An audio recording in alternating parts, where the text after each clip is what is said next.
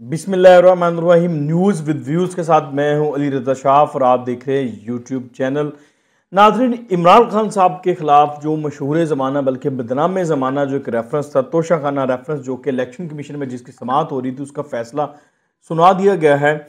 वो फ़ैसला तो आप तक पहुँच चुका होगा, लेकिन उस फ़ैसले की कुछ एक्सक्लूसिव तफसीलात हैं, कुछ ऐसी चीज़ें हैं जो मैं एक्सक्लूसिव आपको बताऊंगा। और इसके अलावा आर्मी चीफ साहब का एक बड़ा हंगामी किस्म का बयान आया है और नए आर्मी चीफ के हवाले से कुछ पेशरफ्त है, वो भी आके जाके मैं आपसे शेयर करूंगा। तो सवाल यहाँ पर यह पैदा होता है कि इमरान खान साहब को जो नाहल करार दिया गया है वो किस केस में करार दिया गया है। पहले तो हम उस केस पर बात करेंगे। तोशाखाना केस है जी। तोशाखाना से मुराद है पाकिस्तान के ख़जाने से जो सरबराहान मुमलिकत को तहाइफ मिलते हैं दीगर ममालिक में, जब ये जाते हैं या वहाँ से कोई बंदा आता है पाकिस्तान, तो जो तहाइफ मिलते हैं उसके लिए एक होते तो वो कौमी ख़जाने में जमा करवाने के लिए, लेकिन अगर कोई शख्स उनको हासिल करना चाहे तो उनकी एक परसेंटेज होती है, उसकी जो कीमत होती है उसकी एक परसेंटेज होती है, 10%, 25%, उतनी वो आप अदा करके वो हासिल कर लेते हैं। इमरान खान साहब ने भी कुछ ऐसे किया, कहा जाता है कि उन्होंने सस्ते दामों में किया, बहरहाल उन्होंने मंजूरी से किया, ये तो सारा उन्होंने लीगल प्रोसेस किया कि वहाँ पे तहाइफ जो है वो ले लिए।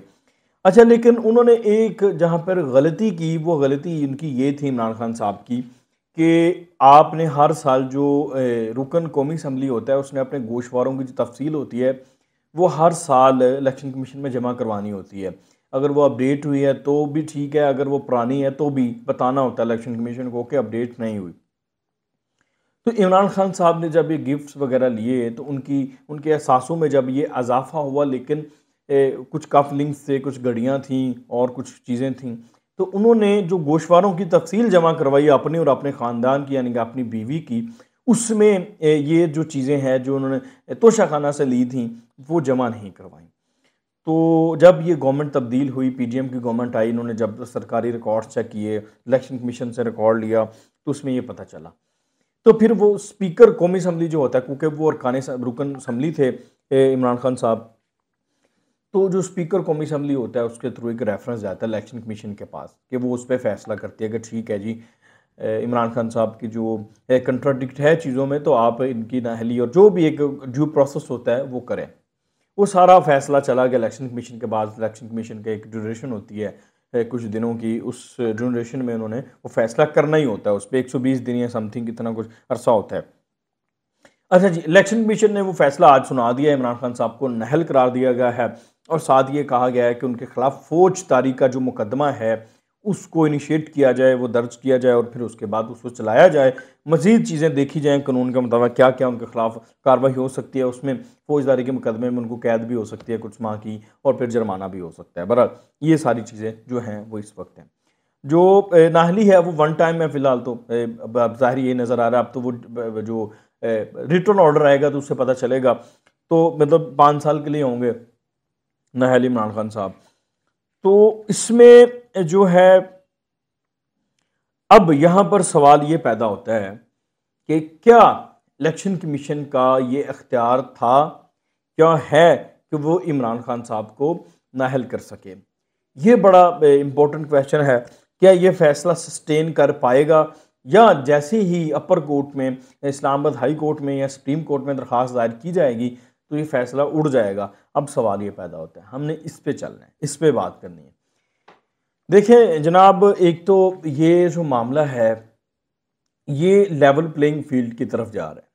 ये मैं बड़े वसूख से आपको बात कर रहा हूँ। और मैं आपको ये भी बता दूं कि जो अगला इलेक्शन है वो मियां नवाज शरीफ साहब भी लड़ेंगे और इमरान खान साहब भी लड़ेंगे। दोनों अगले इलेक्शन में कंटेस्ट कर रहे होंगे, आपको नजर आएंगे। ये पहले मैंने आपको बता दिया। अब होगा क्या कि ये इस्लामाबाद हाई कोर्ट में जाएंगे पहले, तो ये भी मुमकिन है क्योंकि फैसल वाडा का जो केस है वो पहले से सुप्रीम कोर्ट में चल रहा है। उनको भी इलेक्शन कमीशन ने इसी तरह से नाअहल किया हुआ है आर्टिकल 63 और 62F1 के तहत। तो उसी डिक्लेरेशन के साथ, वो जो डिक्लेरेशन है उसके तहत, तो उसी के साथ हो सकता है कि पाकिस्तान तहरीक इंसाफ फरीक बन जाए इमरान खान साहब का भी केस पुट करके।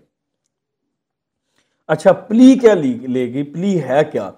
प्ली ये है कि जो सुप्रीम कोर्ट है वो अपनी एक जजमेंट में कह चुकी है कि जो किसी को नाअहल करने का अख्तियार है वो कोर्ट ऑफ लॉ के पास है। कोर्ट ऑफ लॉ है सुप्रीम कोर्ट या हाई कोर्ट, ठीक है। Election commission court of law नहीं है। इलेक्शन कमीशन रिकमेंड तो कर सकता है आगे किसी को, रेफरेंस भेज सकता है इलेक्शन कमीशन को, जैसे फॉरेन फंडिंग केस में उन्होंने रेफरेंस रिकमेंडेशंस कर दी, अपनी कुछ चीज़ें आगे भेज दी वफाकी हुकूमत को, आगे उसके बाद उन्होंने सुप्रीम कोर्ट को भेजनी है।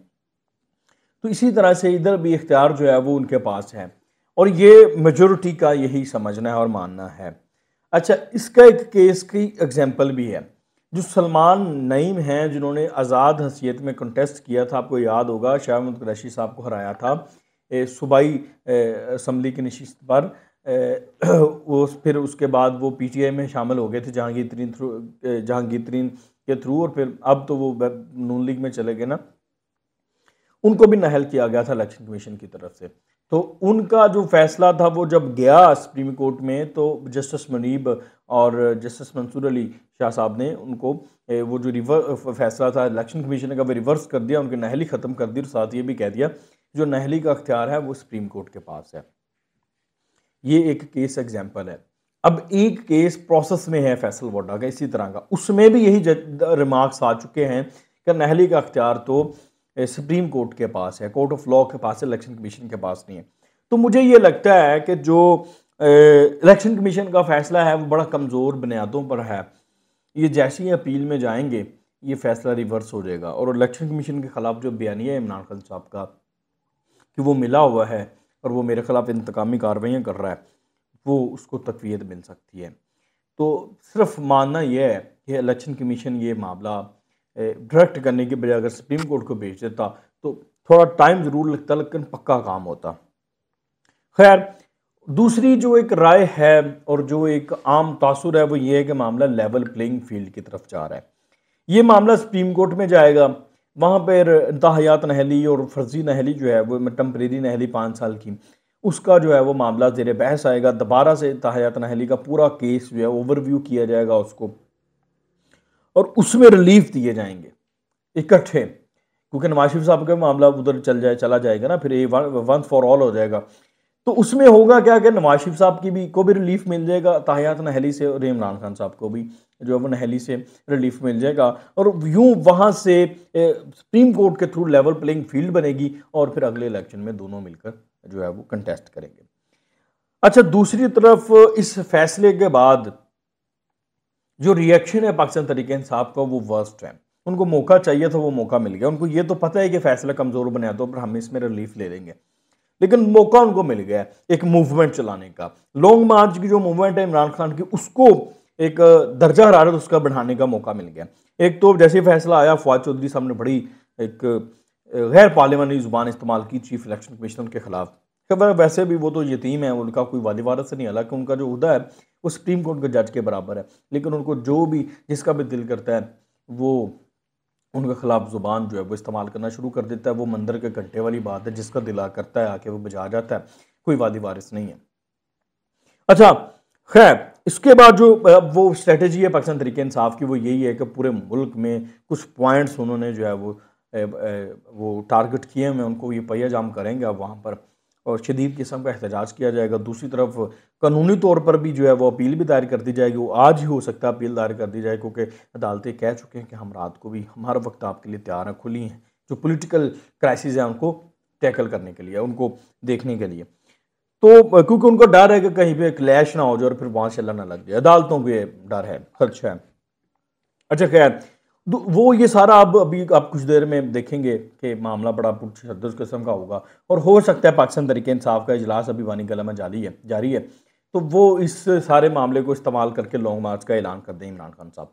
और अगर वो लॉन्ग मार्च का ऐलान कर देते हैं तो मेरा ख्याल है कि मामला उनका बड़ा, इस मामले को वो कैश करा के हम जो लॉन्ग मार्च की तहरीक है उसको हवा दे सकते हैं। और वो बड़ा इस वक्त बड़ा कशीदगी जो है वो इस वक्त पाई जा रही है।